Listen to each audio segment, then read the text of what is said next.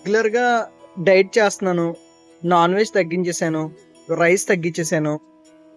Exercise చేస్తున్నాను. అయినా wait తగ్గట్లేదు.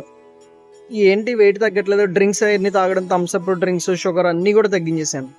అయినా ఏంటి వెయిట్ తగ్గట్లేదు అని అనుకుంటున్నాను. ఎన్ని ఎన్ని చేసినా సరే వెయిట్ ఎందుకు తగ్గట్లేదు అని ఆలోచించాను. ఎక్కడ తేడా వస్తుందంటే రెగ్యులర్‌గా షుగర్ కేన్ జ్యూస్ తాగుతున్నాను.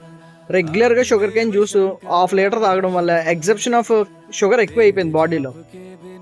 అలా రెగ్యులర్‌గా 2, 3 ఇయర్స్ నుంచి తాగుతున్నాను. బర్న్ చేసే క్యాలరీస్ ఏమో తక్కువ ఉన్నాయి. ఆటోమేటిక్‌గా వెయిట్ గెయిన్ అయిపోతున్నాను. రైస్ తినట్లేదు. డైట్ చేస్తున్నాను. బయట ఉన్న డ్రింక్స్ అన్నీ మానేశాను. కానీ నాకు తెలియనిది ఏంటంటే షుగర్ కేన్ జ్యూస్‌లో కూడా షుగర్ ఉంటదన్న విషయం నేను అంటే షుగర్ కేన్ జ్యూస్ అంటే బెల్లం కదా అనుకున్నాను, కానీ షుగర్ ఉంటదంట. ఆ షుగర్ ఉండడం వల్ల వెయిట్ గెయిన్ అయిపోయాను. ఇలా 2 ఇయర్స్ నుంచి వెయిట్ గెయిన్ అవుతానే ఉన్నాను తప్ప వెయిట్ తగ్గట్లేదు. 2 ఇయర్స్ నుంచి డైట్ చేస్తున్నాను. 2 ఇయర్స్ నుంచి ఎక్సర్సైజ్ చేస్తున్నాను. 2 ఇయర్స్ నుండి నాన్ స్టాప్‌గా రెగ్యులర్ డైట్ తీసుకుంటున్నాను. మంచిది అసలు అన్నం తినట్లేదు, ఏం తినట్లేదు. అయినా వెయిట్ తగ్గట్లేదు. ఇప్పుడు అర్థమైంది ఇన్ని సంవత్సరాలకి.